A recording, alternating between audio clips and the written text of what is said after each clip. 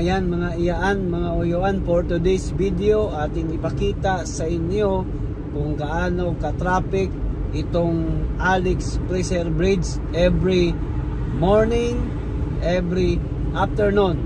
Ayan, tingnan nyo lang mga iyan, mga uyuan, panoorin nyo to.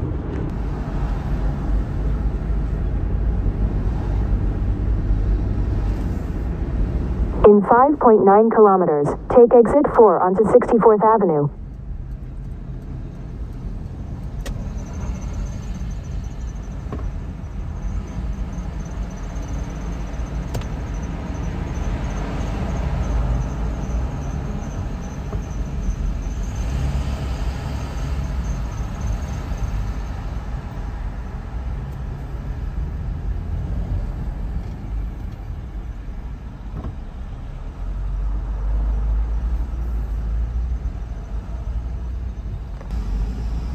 Tingnan natin mga iyan, mga uyuan, kung ilang minuto tayo makalampas dito sa tulay na to.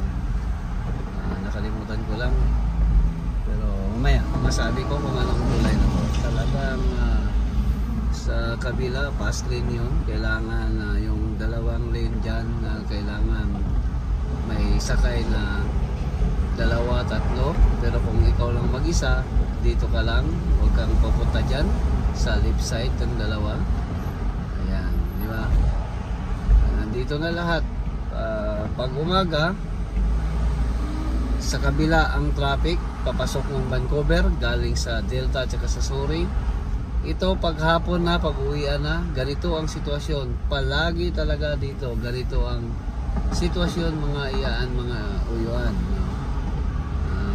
Kasi yung white na bridge doon is Patolo. Yan, ito pala ang Bridge, Alex Fraser Bridge. Ayan o, Patolo. perting trapika, diyaring tapita mga Bisaya.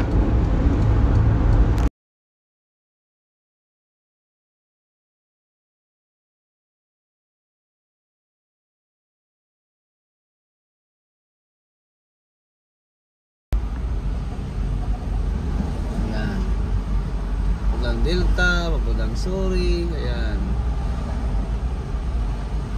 Talagang traffic na traffic masyado mga iyan, mga uyuan dito.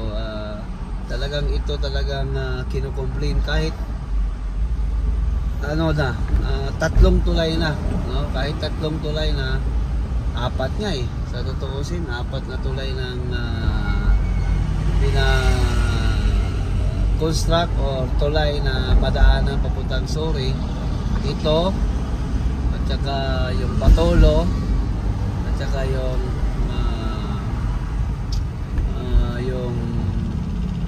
Portman at saka doon pa sa sa may Coquitlam banda. Talagang ganito pa rin ang sitwasyon, no? Kulang talaga dito banda. Sa looban na talaga ng bridge, apat na lang na lane, no?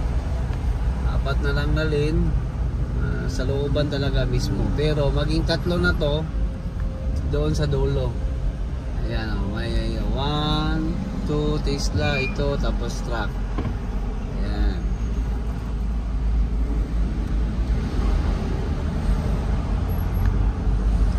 Ayan, talagang ganito talaga, no? Sa mga nakakita sa ganitong traffic sa Canada, hindi lang EDSA ang matraffic, mayroon din dito ang traffic, no? Baka akalain nyo lang ang traffic lang sa Pilipinas. Mayroon din dito sa Canada, lalong-lalo na yung Highway 1 pag na-video natin yun. Kaso hindi pa natin na-video.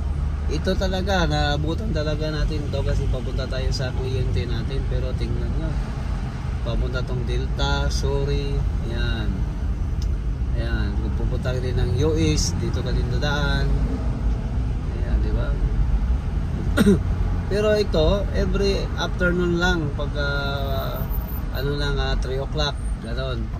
Pag umaga naman, mga 7 o'clock, yan.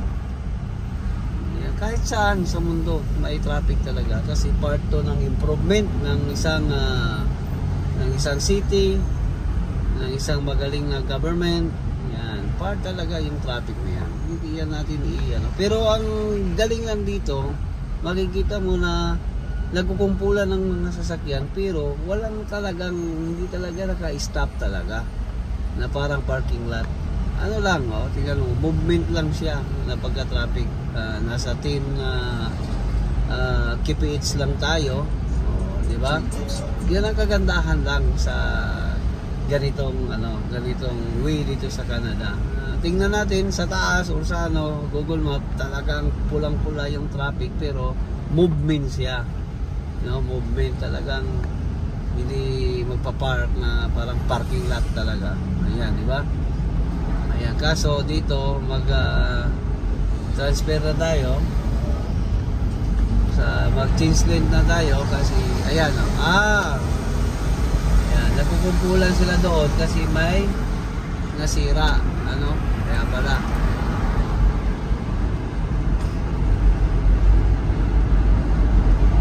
Ayan, diba? Napakaganda lang. Yun lang ang problema doon, may nakapark sa gilid, kaya isa lang pero tingnan mo, so far so good na.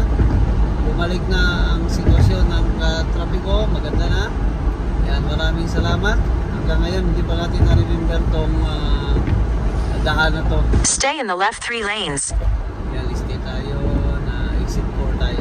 Yan. Pero sa kabila, tingnan nyo, mga iyan na yan, papasok yan ng Vancouver City. Galing sila galing ng White Rock, galing ng US, galing ng Delta. Ayan sila, mapatraffic din. Talagang may traffic dito, hindi lang yung EDSA. Pero sa atin lang, parang parking lot lang talaga, di ba? Ayan, di ba? Napakaganda. Delta, this is a city of Delta na. Ngayon, dito sa Malaya, British Columbia. Ayan, di ba? Napakagandang daan. Ayan, tingnan nyo, may US border, papunta itong US border yan, diba? Sa may Blaine. Kaya maganda-ganda na yung traffic, mga uyuan. Maraming sa lang to, parang palo. Nakikita ko yung pale. Shout out sa mga nakasakay dyan, parang kang palo. At sa mga nakasakay dyan sa pal na yan, welcome to Canada. Ayan, nakita nyo na kung gaano ka-traffic. Akala nyo siguro na walang traffic dito sa Canada. Mayroon din kasi lalong-lalo na yung Highway 1. Kung nadaanan natin, next time daanan natin yung Highway 1 para malalaman nyo kung gaano ka-traffic talaga dito sa morning time at saka afternoon time. Dito sa Alex Preservage, ganito talaga ang sitwasyon. Kahit ilang lanes na to, nasa 6 lanes, 5 lanes, pero nakikita nyo yung volume ng sasakyan na pag umaga pumapasok sa Vancouver, pag gabi umuwi sa Delta, Surrey, US, papunta doon. Ayan kaya nakita nyo itong daanan na to ay pwede kang magpunta ng Tuasin, pwede kang magpunta ng Delta, Surrey, pwede ka din pupunta ng US. Ayan kaya maraming salamat sa inyong panonood, mga iyaan, mga uyuan. Please don't forget to subscribe our channel, Winjit TV. At saka pindutin nyo na yung notification bell para updated kayo sa mga video namin. We love you all. Gusto ko happy ka. Bye-bye.